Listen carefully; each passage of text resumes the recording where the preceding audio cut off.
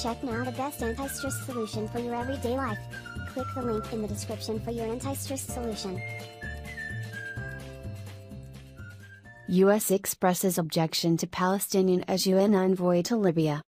The United States has objected to United Nations Secretary-General Antonio Guterres' choice of former Palestinian Prime Minister Salam Fayyad as the body's new representative to Libya. It was unclear whether the objection, expressed in a statement late on Friday by Nikki Haley, the United States ambassador to the United Nations, Haley, had ended Fayyad's candidacy. Guterres spokesman Stefan Dujarric said on Saturday that the proposal to nominate Fayyad was solely based on Mr. Fayyad's recognized personal qualities and his competence for that position. The United States wields significant influence as one of the 5 permanent members of the UN Security Council. The United States was disappointed to see a letter indicating the intention to appoint the former Palestinian Authority Prime Minister to lead the UN mission in Libya, Haley said in her statement. For too long the UN has been unfairly biased in favor of the Palestinian Authority to the detriment of our allies in Israel, she said. Haley added that the United States does not currently recognize a Palestinian state or support the signal this appointment would send within the United Nations. The U.S. ambassador said Washington encouraged Israel and the Palestinians to come together directly on a solution to end their conflict. Dujarric said in response that United Nations staff serve strictly in their personal capacity. They do not represent any government or country. The Secretary-General reiterates his pledge to recruit qualified individuals, respecting regional diversity, and notes that, among others, no Israeli and no Palestinian have served in a post of high responsibility at the United Nations. This is a situation that the Secretary-General feels should be corrected, always based on personal merit and competencies of potential candidates for specific posts. Fayyad, a Texas-educated former International Monetary Fund official, was Prime Minister of the Palestinian Authority from 2007 to 2013. He had earned praise in the international community for his efforts to crack down on corruption and to build effective Palestinian public institutions. Guterres selected Fayyad to take over as Libya envoy from Martin Kobler, a German diplomat who has served as the Hundreds of immigrants arrested in routine U.S. enforcement surge. U.S. federal immigration agents arrested hundreds of undocumented immigrants in at least 4 states this week in what officials on Friday called routine enforcement actions. Reports of immigration sweeps this week sparked concern among immigration advocates and families, coming on the heels of President Donald Trump's executive order barring refugees and immigrants from 7 majority Muslim nations. That order is currently on hold.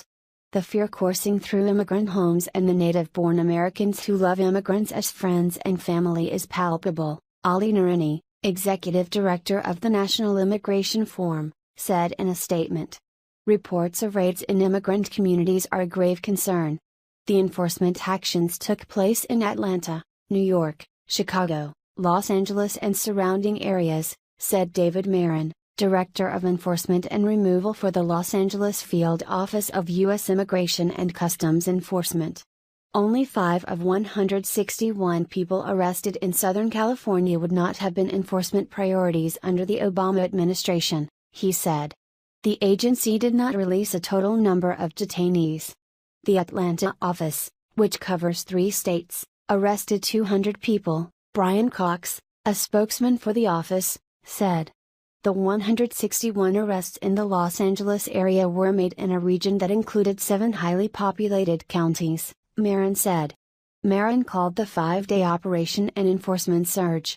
In a conference call with reporters, he said that such actions were routine, pointing to one last summer in Los Angeles under former President Barack Obama. The rash of these recent reports about ICE checkpoints and random sweeps, that's all false and that's dangerous and irresponsible, Marin said. Reports like that create a panic. He said that of the people arrested in Southern California, only 10 did not have criminal records. Of those, 5 had prior deportation orders. Michael Kagan, a professor of immigration law at the University of Nevada at Las Vegas, said immigration advocates are concerned that the arrests could signal the beginning of more aggressive enforcement and increased deportations under Trump. It sounds as if the majority are people who would have been priorities under Obama as well, Kagan said in a telephone interview. But the others may indicate the first edge of a new wave of arrests and deportations. Trump recently broadened the categories of people who could be targeted for immigration enforcement to anyone who had been charged with a crime, removing an Obama. China gets an early win off Trump, but many battles remain.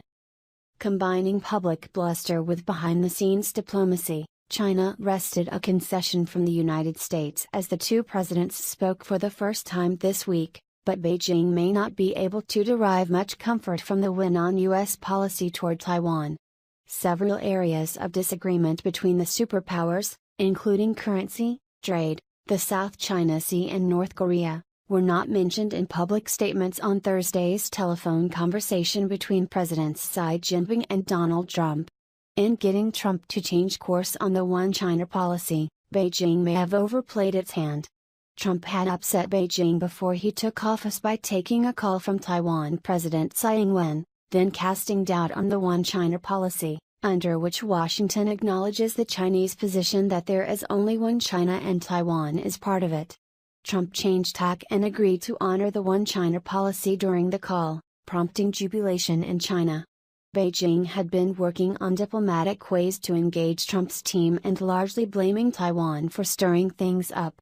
In L4N1FV21K, laying the foundation for that call had been the low-key engagement of China's former ambassador to Washington and top diplomat, the urbane and fluent English-speaking Yang Jiechi, with Trump's national security advisor Michael Flynn. China was pragmatic and patient. It made every effort to smooth out the relationship, and it paid off, said Jia Kingo, dean of the School of International Studies at Peking University, who has advised the government on foreign policy. But China also made very clear Taiwan was not up for negotiation, unleashing state media to threaten war and punishment for U.S. firms if that bottom line was breached. China has long described self-ruled Taiwan, claimed by Beijing as its sacred territory, as the most sensitive issue in Sino-U.S. relations. Its military had become alarmed after the Trump-Tsai call and was considering strong measures to prevent the island from moving toward independence, sources with ties to senior military officers told Reuters in December.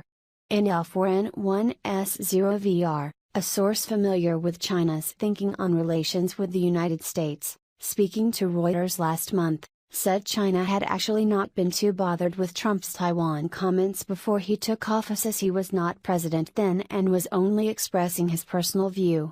If he continues with this once he becomes president, then there's no saying what we'll do, the source said. Tsai's chilled heart, despite the U.S. concession, military tensions remain.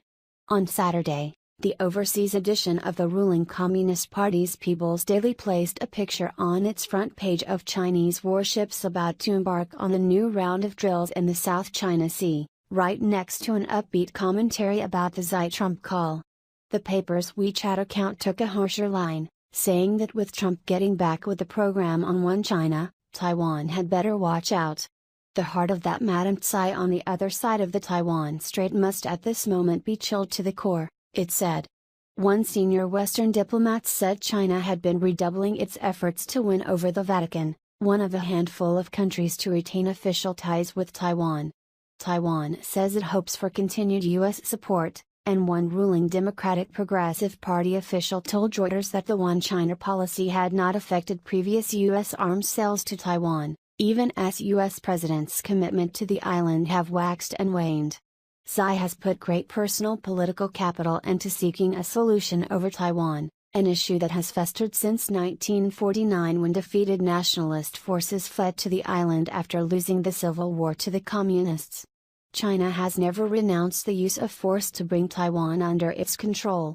But in its relations with Washington, the risk for Beijing remains that its diplomatic win over One China will be short-lived, as Trump will not want to be seen as having caved in.